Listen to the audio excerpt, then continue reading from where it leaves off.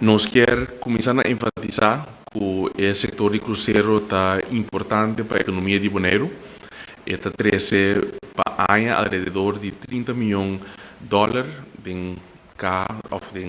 nossa isla e banda de também tem basta entrada também em cada governo. Todo o crescimento que nós conhecemos no último ano,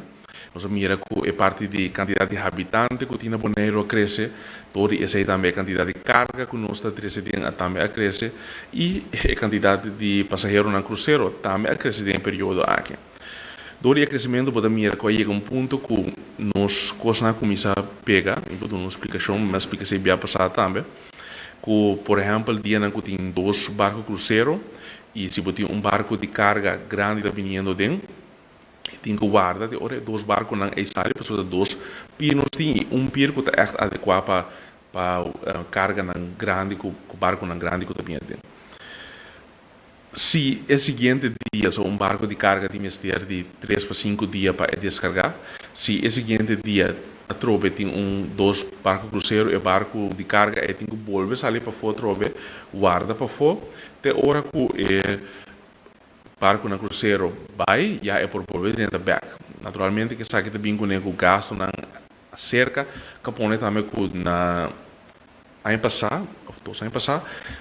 barco grande que também diretamente fora de Europa para Bonaire a dizer que não também mais da situação que nós tínhamos aqui na pensei também nós começamos a passar como governo na 2021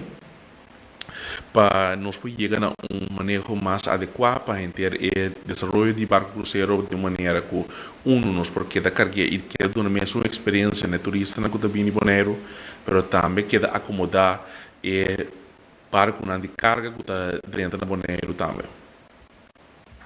Outra coisa que nós vimos reparar também, ora nós temos dois barcos de porta, nós também era que